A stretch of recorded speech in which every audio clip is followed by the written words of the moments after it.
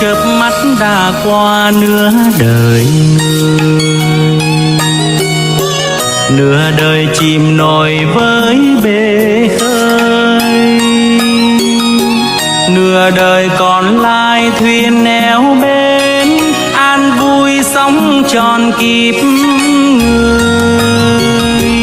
Chớp mắt đời ta đã già rồi, đường đời vinh nhục chuyện hơn thua,